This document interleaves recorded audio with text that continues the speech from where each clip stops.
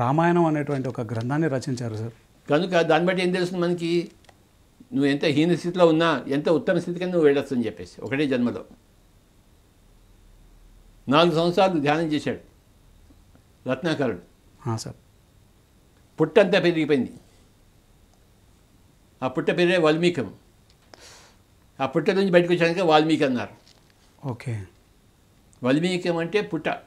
ఆ పుట్టలోంచి బయటకు వచ్చాడు, ధ్యానం నుంచి బయటకు వచ్చాడు కాబట్టి వాల్మీకి అన్నారు. రామాయణం రాశాడు. తన తాడైతే కొన్ని చూశాడు, కొన్ని అలంకరించాడు, కొన్ని జనరంజకంగా చేశాడు, కొన్ని పాఠాలు నేర్పించడానికి దానికి రంగులు దిద్ది మనకి ఇచ్చాడు. మనకి ఆ వాల్మీకి మళ్ళీ ఇంకో జన్మ తీసుకున్నాడు తులసీదాస్ లాగా. సార్. ఆ వాల్మీకి ఇంకో జన్మ తీసుకుని తులసీదాస్లా వచ్చాడు. తులసీదాస్ లాగా సార్. రామచరిత మానస్ రాశాడు హిందీలో. ఓకే. రామాయణం సంస్కృతంలో, సార్. ఈ రామచరిత మానస్ హిందీలో. ఓకే. తులసీదాస్గా. వాల్మీకి యొక్క మరొక జన్మ. ఉత్తర భారతదేశంలో అంతా ఎక్కడ చూసినా రామచరిత మానస్ ఉంటుంది, తులసీదాస్ది. సార్. ఇంకో జన్మ తీసుకుంటాడు వాల్మీకి, ఇంకో రామాయణం రాస్తాడు. ఆ కాలానికి అనుగుణంగా ఆయన ఇష్టం అయింది. ఎవరి ఇష్టం వారిది. అది సంగతి. ఎవరి ఇష్టం వాళ్ళది. ఎప్పటికీ ఉండే సూత్రం అది. రాముడి ఇష్టం రాముడిది, రావణుడి ఇష్టం రావణుడిది, హిట్లర్ ఇష్టం హిట్లర్కి ఏం కావాలి? నాశనం. యుద్ధం ప్రపంచ యుద్ధం జరిగింది సార్. ఆ రావణుడే మళ్ళీ హిట్లర్గా పెట్టాడు. అవునా సార్? నువ్వు అన్నావా జయ విజయుల్లో సార్, హిరణ్యకశ్యపుడు 3 జన్మలు, సనక సనందనాథులు ఆ బ్రహ్మమానస పుత్రులు ఆ జయ విజయుడికి 6 జన్మలు శిక్ష వేస్తారు సార్. దాన్ని మహావిష్ణువు 3 జన్మలకు తగ్గిస్తాడు. అందులో ఒక జన్మ హిరణ్యకశ్యపుడు, 2వ జన్మ రావణుడు, 3వ జన్మ హిట్లర్. అయిపోయింది. హిట్లర్ వెజిటేరియన్ తెలుసా నీకు? తెలియదు సార్. అంతే. ఆ రావణుడు జంతువులు నిండా మనిషాడు, వాడితో కొంచెం ఇంప్రూవ్మెంట్ వచ్చింది. ఓకే.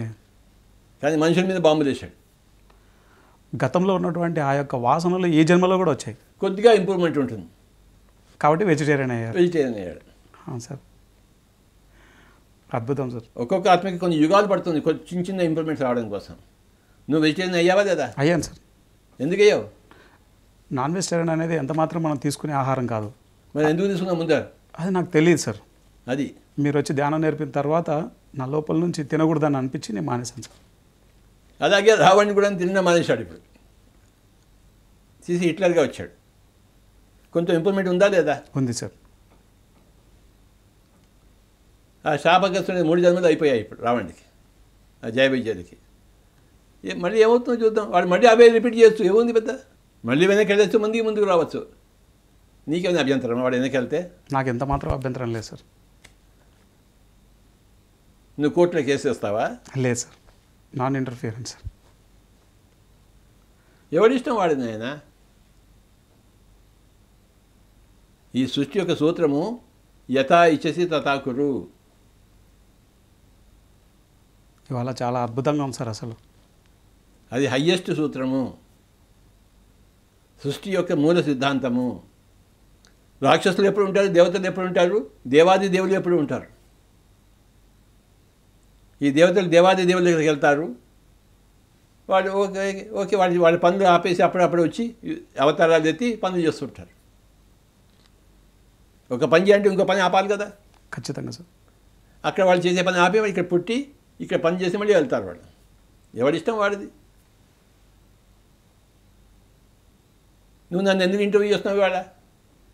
మీ నుంచి జ్ఞానాన్ని తెలుసుకోవడం కోసం సార్. నీ ఇష్టం నీది.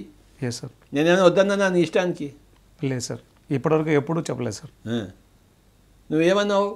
నేను రామాయణం మీద ఇంటర్వ్యూ చేయాలని మిమ్మల్ని, వస్తారని. ఓకే వస్తానని చెప్పాను. ఎందుకు వచ్చాను? అది మీ ఇష్టం కాబట్టి. అది నా ఇష్టం. అది పాయింట్. ఇప్పుడు పాయింట్కి వచ్చావు నువ్వు. Yes sir. నేను నీ కోసం వచ్చాను ఏంటి? నేను లేదు సార్, నేను నా ఇష్టం కోసం వచ్చాను. నువ్వు ఏదో అడుగుతావు, నేను ఏదో చెప్తాను. నువ్వేం అడుగుతావు, నేనేం చెప్తాను తెలుసుకోవడం కోసం నేను వచ్చాను. నువ్వేం అడుగుతావో నాకు తెలీదు, నువ్వేం అడుగుతావు నేనేం చెప్తాను నాకు తెలీదు. నువ్వేం అడుగుతావో తెలుసుకోవడానికి, నువ్వు ఏది అడిగితే అది నేను ఏం చెప్తాను నేను తెలుసుకోవడానికి నేను వచ్చాను. నా ఇష్టం నాదో అయి.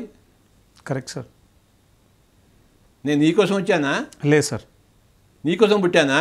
లేదు సార్, మీకోసం మీరు పుట్టారు. అలా అన్నావు బాగుంది. మీ ఇష్టంతో మీరు వచ్చారు, అది సంగతి. అదే నాకు కూడా నేర్పించారు.